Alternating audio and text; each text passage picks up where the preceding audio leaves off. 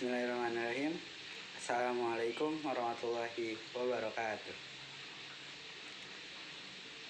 Alhamdulillahirabbil alamin wa bihi nasta'in wa ala umuri dunya waddin. Wassalatu wassalamu ala sayyidina Muhammadin wa ala alihi wa sahbihi ajma'in. Pertama-tama, marilah kita panjatkan puji serta rasa syukur kita kepada Allah karena berkat rahmat, hidayah serta inayahnya lah kita dapat tetap hati kita diteguhkan dalam keislaman. Yang kedua, salawat serta salam semoga selalu tercurah limpahkan kehadirat Nabi besar Muhammad SAW pada keluarganya, sahabatnya, dan serta umatnya hingga akhir zaman. Teman-teman yang dirahmati Allah, Islam telah hadir berabad-abad lamanya. Islam juga telah menjadi agama kunci tauhid, satu-satunya agama yang benar-benar menyembah Allah Subhanahu wa taala.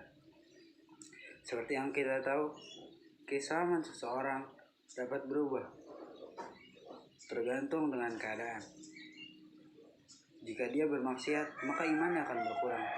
Jika dia beribadah, maka imannya akan bertambah. Hal inilah yang mempengaruhi fokus keilmuan dari seseorang.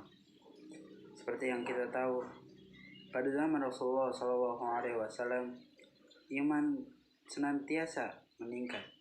Karena apa? Karena Rasulullah SAW pada zaman itu, dimana zaman itu benar-benar zaman yang bercahaya, zaman yang benar-benar terang benderang, zaman yang benar-benar tidak ada kebodohan di sekitar Rasulullah SAW.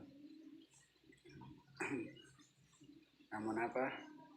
Zaman selain dari zaman Rasulullah SAW, zaman itu pasti akan terus berkembang, terus berubah dan terus mengalami peningkatan.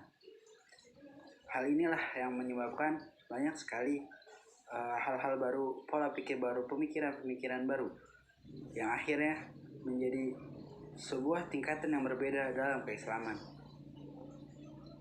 Seperti yang kita tahu, pada zaman Rasulullah SAW, saat Rasulullah SAW saja masih hidup, banyak sekali pertentangan, banyak sekali perbedaan pola pikir, perbedaan pemikiran antara satu orang dengan yang lainnya. Seperti pada saat Ali berdebat tentang suatu hal dengan Muawiyah, yang akhirnya Rasulullah mendamaikannya. Begitu pula kejadian antara Amr yang memimpin pasukan, yang mana di dalamnya ada Umar. Terjadi pertikaian, perbedaan pendapat di antara keduanya.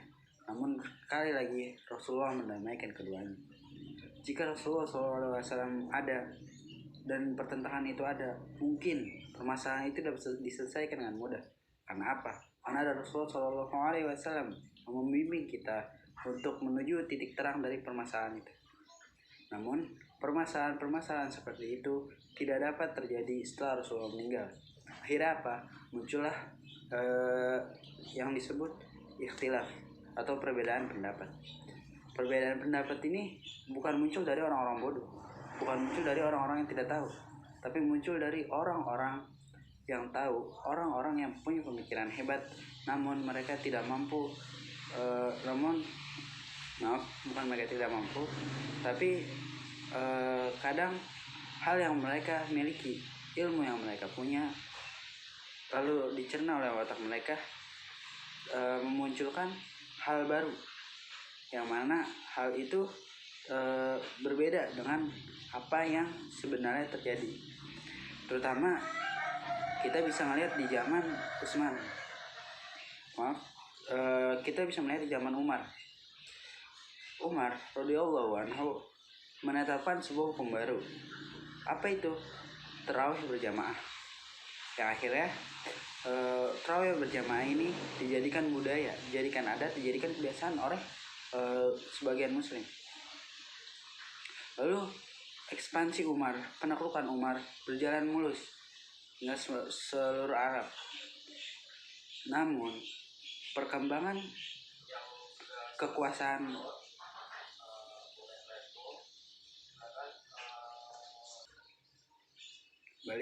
sedangkan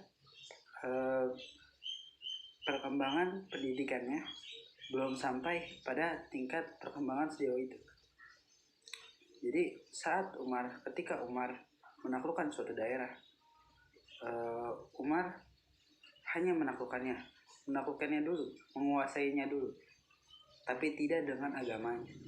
Akhirnya apa? Mereka belajar dari orang-orang yang menaklukkan mereka. Ujung-ujungnya apa? Itu menjadi hal baru, dan akhirnya muncullah pemikiran baru serta adat baru yang berbeda antara Mekah dengan Damaskus atau Mekah dengan Kairo di Mesir gitu. Muncullah perbedaan pendapat kini, perbedaan kulturnya, namun tidak keluar dari syariah. Lanjut ke zaman Utsman. Seperti yang kita tahu, zaman Utsman merupakan zaman di mana Al-Quran dibukukan karena banyaknya para penghafal Al-Quran yang meninggal.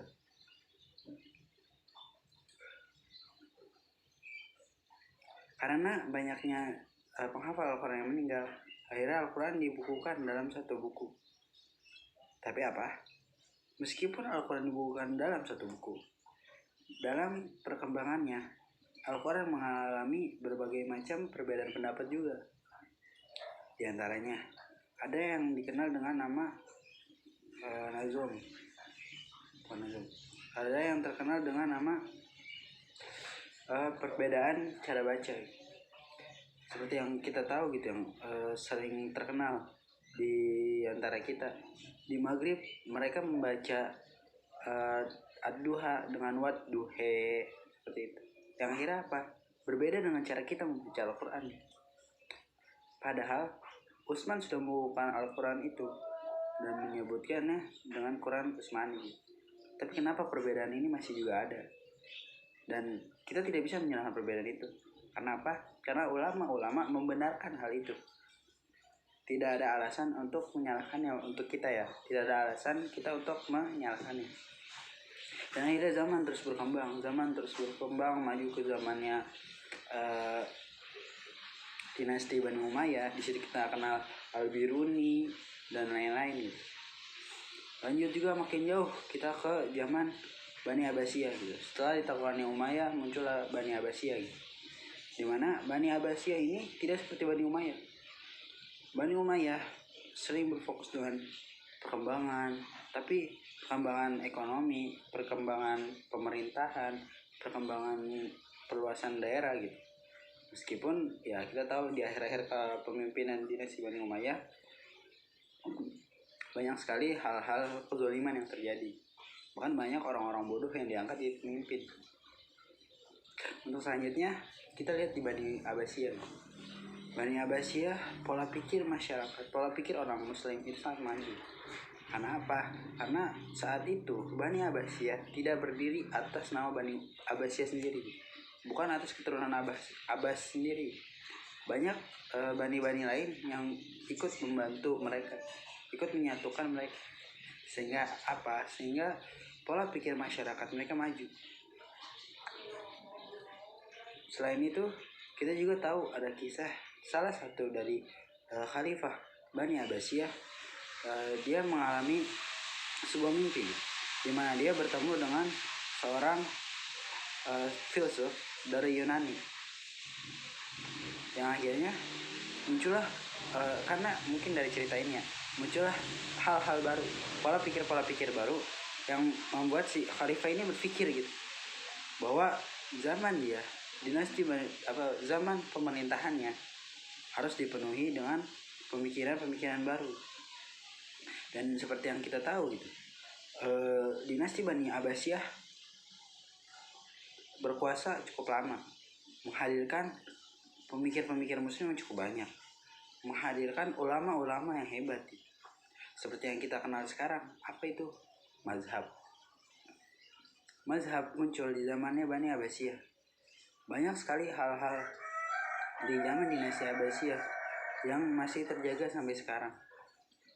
Karena tidak seperti Bani Umayyah yang benar-benar dihanguskan, Bani Abbasiyah bisa bertahan di peradaban zaman, bisa bertahan di tengah-tengah badai zaman. Mereka tidak runtuh seruntuh-runtuhnya, tidak hancur sehancur-hancurnya. Meskipun kita sempat mendengar cerita bahwa pada zaman dinasti Abbasiyah itu Laut Hitam adalah saksi di mana buku-buku dari perpustakaan itu dibakar. Saking parahnya sampai membuat laut yang tadinya biru menjadi hitam. Lanjut, saya itu pengantar dari saya. Selanjutnya saya akan menceritakan seorang pemikir Muslim, seorang teolog, seorang yang cerdas, salah satu ulama Muslim yang mana pemikirannya itu sering dipakai di zaman-zaman setelahnya. Orang ini bernama Taqiyuddin Ahmad bin Abdul Halim bin Abdul Salam bin Abdullah bin Taimiyah. Beliau memiliki kunyah Abul Abbas dan beliau memiliki julukan Al-Harrani. Beliau lahir di Harran, Turki pada tanggal 22 Januari 1263. Lalu beliau wafat pada tanggal 26 September 1328 di Damaskus. Mazhab yang beliau anut adalah mazhab Hambali. Sedikit mungkin saya minta izin menceritakan kisah tentang beliau. Imam Ibnu Taimiyah lahir di antara keluarga yang Muslim, di kalangan ulama-ulama. Jadi istilahnya nasab beliau dari ayah, kakek, paman, serta sepupu-sepupu saudara-saudaranya itu merupakan orang-orang yang pemikir-pemikir yang cerdas gitu. Merupakan ulama, merupakan orang-orang yang haus akan ilmu. Jadi beliau itu berasal dari hal yang baik dan memberikan kebaikan untuk yang lain. Lanjut ke sifat beliau adalah orang yang sangat baik. Bisa kita kenal dengan beliau menjadi seorang yang bisa memberikan fatwa di usia 17 tahun. Dipercaya memberikan fatwa di usia 17 tahun. Lalu beliau juga orang yang selalu berusaha untuk amal ma'ruf nahi munkar. Beliau menghindari setiap detil-detil maksiat gitu. Akhirnya beliau ini mampu menciptakan lingkungan yang amar ma'ruf nahi munkar. Beliau juga di usia mudanya merupakan pemikir yang hebat. Banyak sekali karya-karya dan buku-buku yang berhasil beliau selesaikan. Salah satunya ada Musnad Imam Ahmad. Terus beliau juga mempelajari banyak kitab lainnya. Bahkan salah satu cerita beliau juga sempat mempelajari tentang kitab Al-Muwatta karangannya Imam Malik gitu. Sementara yang tadi yang Musnad Imam Ahmad itu karangannya Imam Ahmad bin Hanbal. Yang seperti kita tahu ya, meskipun beliau belajar banyak, tapi beliau lebih condong ke mazhab Imam Ahmad. Lanjut, dari antara kisah beliau yang paling terkenal adalah kisah di mana beliau tetap menjadi seorang ulama meskipun saat itu sedang dipimpin daerah beliau dikuasai oleh pemimpin yang zalim. Imam Syekhul Islam Ibnu Taimiyah tinggal di daerah Haran, di mana daerah ini daerah yang cukup jauh dari Damaskus. Jadi saat beliau masih kecil, beliau itu daerah rumah beliau diserang oleh orang-orang para penjajah, yang akhirnya memaksa beliau harus berpindah dari daerah Haran ke Baghdad, ke kerajaan Damaskus. Ke Baghdad, maaf. Beliau harus pindah ke Damaskus. Yang akhirnya ini menyebabkan beliau memiliki potensi lebih tinggi dalam berdakwah, namun memiliki keterbatasan dalam menyampaikan dakwahnya. Karena apa? Karena pemikiran khalifah pada saat itu menyatakan kalau semua pendidikan, semua ranah pendidikan itu harus berjalan atas satu pemikiran. Supaya apa? Supaya tidak memunculkan perbedaan pendapat yang mana dapat menyebabkan hal-hal baru, konflik baru, perpecahan lah. Tapi itu dari salah satu buku yang menjelaskan tentang kenapa khalifah harus melakukan itu. Koreksi jika saya salah, mohon maaf. Lanjut, beliau juga memiliki beberapa sepupu yang merupakan seorang ulama. Beliau juga mempelajari semua tentang imam mazhab. Beliau juga memiliki karya yang mungkin saat ini sempat cukup familiar di antara kita.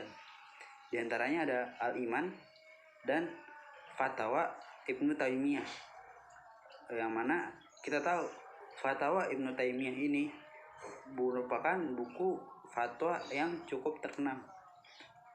Memiliki, kalau di beberapa cetakan yang waktu itu saya temukan, ada 12 jilid, dan masing-masing jilid menceritakan seluk-beluk pemikiran, seluk-beluk pendapat, baik itu dari konsep tentang jihad, konsep tentang ibadah, konsep tentang pendidikan, konsep tentang pemerintahan, dan lain-lain. Baik, selanjutnya saya akan membahas tentang pemikiran-pemikiran yang dihasilkan oleh Syekhul Islam Ibnu Taimiyah. Syekhul Islam Ibnu Taimiyah merupakan pemikir-pemikiran hebat gitu. Ada 3 poin yang benar-benar yang saya ambil, yang bisa saya ceritakan. Yang pertama, pemikiran beliau tentang pendidikan. Menurut beliau, ada 2 konsep pendidikan yang paling maju, paling cocok untuk mengajarkan murid.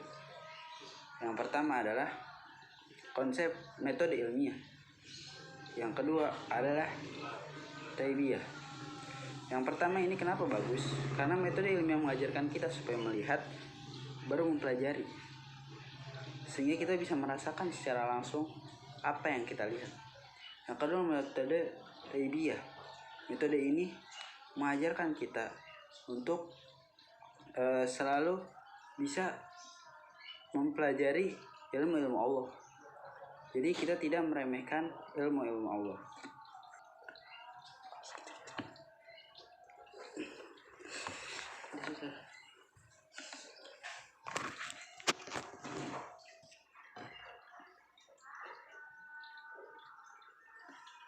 Nah, untuk selanjutnya, seperti yang kita tahu, pemikiran beliau tentang sosial. Beliau hidup di zaman di mana kezaliman sedang terjadi. Pemikiran-pemikiran baru sedang muncul. Penguasa-penguasa zalim sedang berkuasa. Akhirnya apa? Beliau menciptakan sebuah konsep negara yang benar-benar sesuai syariah. Beliau menciptakan konsep bagaimana Rasulullah SAW memimpin. Bagaimana seorang Rasul yang diutus oleh Allah secara langsung memimpin, di mana semua sesuai dengan syariah, semua ditempatkan dengan ilmunya, tidak ada, sehingga akhirnya tidak memunculkan pemikiran-pemikiran baru. Karena apa? Karena pemimpin yang mereka usung sudah mencukupi untuk memunculkan pola pikir baru, sehingga orang-orang di sekitar mereka bisa langsung mengikutinya. Karena pemimpinnya memang sudah cerdas gitu. Jadi tidak diperlukan orang kedua, tidak diperlukan seorang ulama yang berbeda untuk memimpin suatu daerah. Jadi tidak muncul 2 kubu, antara kubu pemerintah dan kubu ulama gitu. Karena apa? Karena si pemerintah ini sudah cerdas. Lalu berikutnya konsep beliau tentang sebuah negara, di mana setiap negara harus sesuai dengan syariah. Bagaimana sesuai dengan syariah? Ekonominya sesuai dengan syariah, pendidikannya sesuai dengan syariah, hukum yang ditegakkan sesuai dengan syariah, hingga akhirnya apa? Terciptalah masyarakat robani yang sesuai dengan syariah. Tidak muncul banyak maksiatan, tidak muncul banyak kejahatan. Karena masyarakat sudah robani, hukum yang digunakan sudah robani, sudah sesuai dengan Islam. sehingga tidak ada muncul hanya orang kaya, tempat di mana orang kaya dan orang miskin itu benar-benar berpisah gitu. Orang kaya dapat menyatu, orang kaya membantu yang miskin, dan yang miskin menghormati yang kaya. Orang kaya bisa membantu orang miskin selain dari sedekah dan lain-lain. Orang kaya membeli produk-produk orang miskin. Hingga akhirnya apa? Ekonomi di negara itu berjalan. Lanjut, pemikiran beliau tentang ekonomi. Pemikiran beliau tentang ekonomi banyak sekali ya. Dalam bukunya malah di Fatwa Ibnu Taimiyah, bab ekonomi ini dibahas dalam satu buku, satu kitab gitu. Kitab ke saya lupa kitab edisi keberapa, kitab jilid berapa. Namun dalam kitab itu dijelaskan berbagai macam hal tentang konsep uang, tentang pemikiran beliau tentang pemerintahan. Hingga akhirnya apa? Hingga akhirnya terciptalah perekonomian yang robani. Terciptalah pemikiran-pemikiran, terciptalah masyarakat yang sesuai dengan syariah, perdagangan yang sesuai syariah, menghindari riba, di mana semua tidak ada kecurangan antara satu dengan yang lainnya, tidak ada pinjaman yang merusak antara satu dan lainnya. Dia juga memikirkan tentang upah dan gaji, di mana seorang majikan harus memenuhi hak pegawainya, benar-benar semua sesuai. Jika pekerjaannya berat, maka bayarannya juga besar. Jika pekerjaannya ringan, maka gajinya juga kecil. Jika pengaruh besar terhadap perusahaan, maka perusahaan itu harus memberikan insentif yang besar agar terciptalah perusahaan yang adil, perusahaan yang sesuai, tidak ada satu di atas yang lain gitu, atau terjadinya penindasan. Karena seperti yang kita tahu gitu, di zaman sekarang banyak sekali perusahaan-perusahaan yang tidak memenuhi hak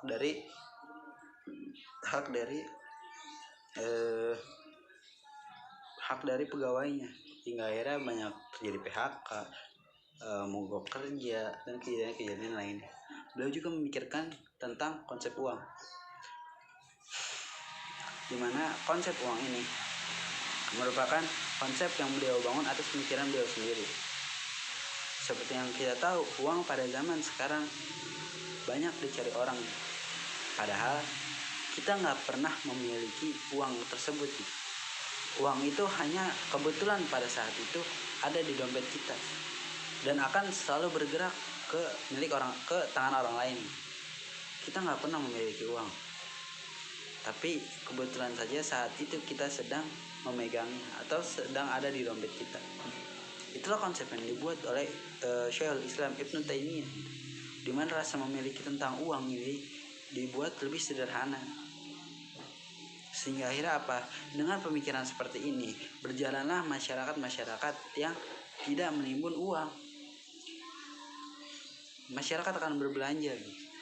Karena apa? Karena tidak memiliki rasa memiliki tentang uang gitu. Tapi mereka tetap mencari uang. Dengan begitu, maka uang ini akan terus berjalan. Baik si kaya yang membeli barang si miskin yang membeli barang si kaya, ini akan terus berjalan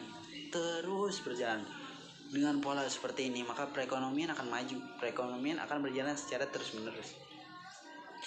Selanjutnya beliau juga berpikir bagaimana tentang peminjaman. Beliau juga berpikir tentang peminjaman, bagaimana sebuah perusahaan dapat bekerja sama tanpa peminjaman, seperti yang kita kenal dengan konsep-konsep yang sedang dijalankan oleh bank syariah zaman sekarang. Mereka tidak hanya memberikan uang, tapi mereka juga bekerja sama untuk bagaimana membangun perekonomian yang maju bersama, perekonomian yang sesuai standar syariah bersama, tanpa memberatkan antara satu pihak dengan pihak yang lainnya. Ya, kesimpulannya adalah Syekhul Islam Ibnu Taimiyah merupakan seorang cendekiawan muslim yang memiliki pemikiran yang sangat maju, memiliki pemikiran yang sangat sesuai dengan banyak dia, meskipun terjadi Ibnu Taimiyah merupakan seorang cendekiawan muslim yang cerdas, cendekiawan muslim yang maju. Meskipun untuk zaman sekarang ya banyak sekali pemikiran-pemikiran beliau yang ditentang karena tidak sesuai dengan syariah, namun beliau mampu menciptakan pemikiran-pemikiran yang mungkin buat zaman sekarang sangat cocok untuk zaman sekarang.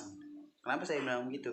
Karena pemikiran beliau dalam mengkritisi pemerintah, mengkritisi keadaan pada zaman itu sangat cocok dengan Indonesia zaman sekarang.